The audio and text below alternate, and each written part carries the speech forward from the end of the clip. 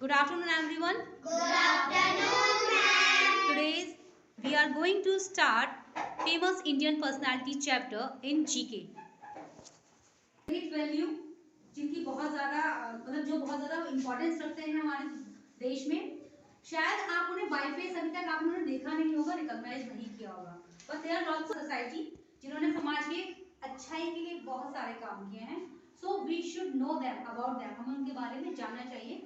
There are जिन्होंने भारत के उत्थान के लिए, लोगों के उत्थान के लिए, not even in our country, in other countries also, उन्होंने बहुत अच्छे वर्क किए हैं. सो we should recognize them. So let's start the famous Indian personalities. One is, can you recognize them? आप जानते हैं इन्हें? इनका नाम आपने सुना होगा, रविंद्रनाथ टैगोर. Who was Rabindranath Tagore? कौन थे? Just tell me, who was Rabindranath Tagore? Who wrote our national anthem?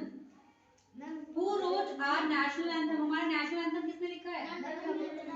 Yes, he is the person. ये वो इंसान है who wrote our national anthem Jana Gana मन. ये वो इंसान है जिन्होंने हमारा राष्ट्रीय गान, राष्ट्रगान जो लिखा है जन गण मन, जिसे हम सभी सिटीजन्स गाते हैं on our national festivals, इन्होंने लिखा है. He also wrote the national anthem of other country. Which country? एक और कंट्री का उन्होंने national anthem लिखा है. Bangladesh. Very good, Bangladesh. And what is it? क्या है वो? जैसे हमारा है जन गण मन, वैसे ही बांग्लादेश का क्या है जो उन्होंने लिखा है? इट इज अमार सोनार बांग्ला. ठीक है, बांग्लादेश का जो जन गण मन है उसका नाम है अमार सोनार बांग्ला. कहीं देखी इनकी फोटो आपने? Have you seen? नहीं. He is Swami Vivekananda.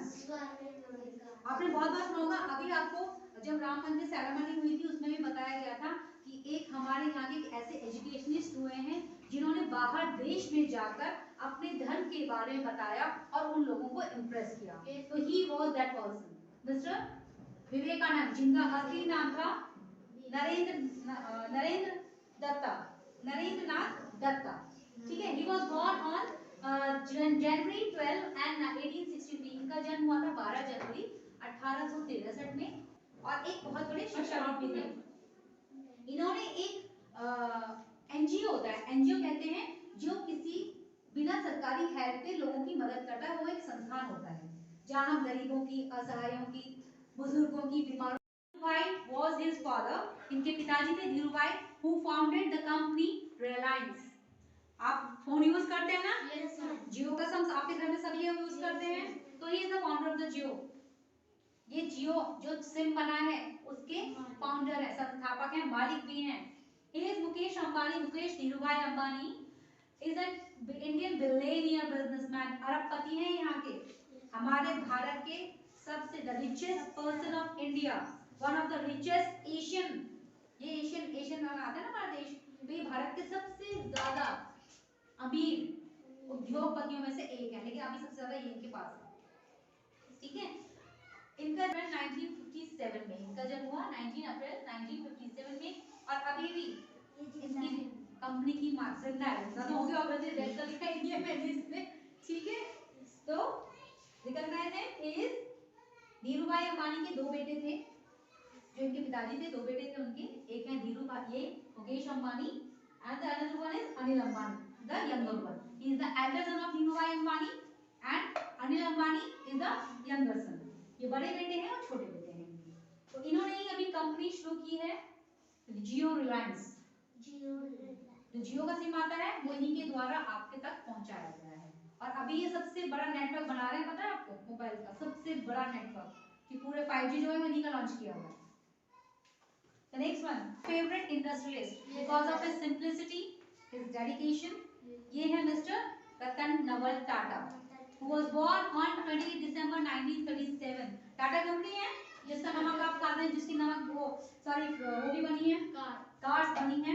ठीक है, ये वो है जिन्होंने उस मतलब उस कंपनी के संस्थापक हैं. उनके पिताजी थे वैसे जमशेदजी टाटा. जमशेदजी टाटा जो थे वो इनके पिताजी थे, वो ही टाटा कंपनी के संस्थापक थे. नाउ आफ्टर हिम, उनके बाद उनके बेटे रतन टाटा जो थे वो उस कंपनी के सीईओ बने। और इनका जो बेस्ट अचीवमेंट रहा है वो पता है क्या था? इनका सपना था कि हर भारतीय के पास एक कार होनी चाहिए। Yes, that's why he introduced the cheapest car, the cheapest four-wheeler in our country, which is called Nano. इन्होंने cheapest four-wheeler बनाया जो जिसे हम लखटकिया कार भी कहते थे, और उस कार का नाम था नैनो, जिसमें इंजन होता था पीछे और डिक्की होती थी आगे, लगेज करने का होता आगे। ठीक है, तो ये he was a founder